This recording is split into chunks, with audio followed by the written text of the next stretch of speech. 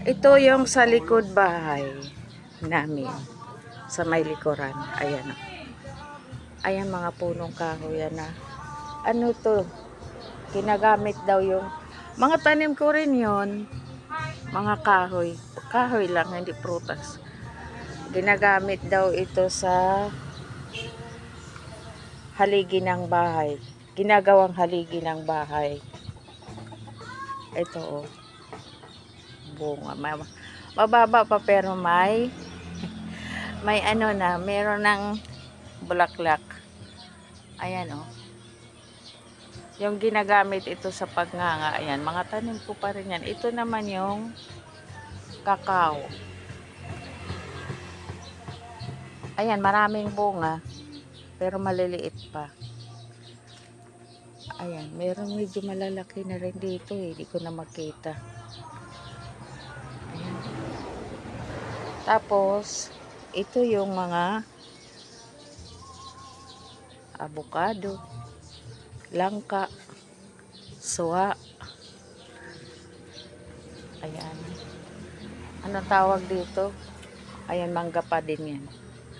Tapos yun naman, yung isang puno. Ito. Malaki na. Ayan ang puno niya. Ayan, ano ba tawag dito? Dito sa amin yata, igop. Yung parang grapes. Ayan o.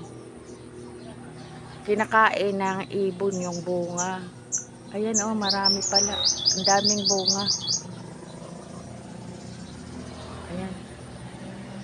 Kaya lang, malapit na mahinog. Magkanda hinog. Ayan, mga tanim. Ito pili. Puno ng pili yan. Ayan o, laki na rin.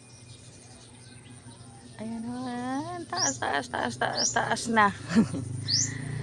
Ito, mayabas.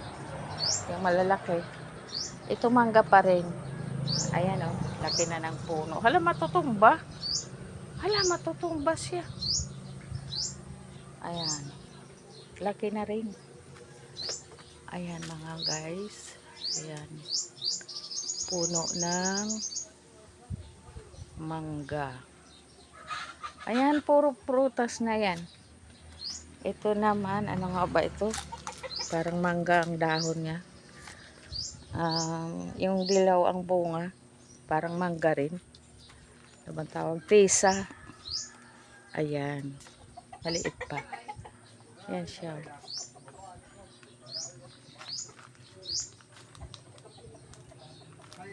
Ito yung likod bahay namin.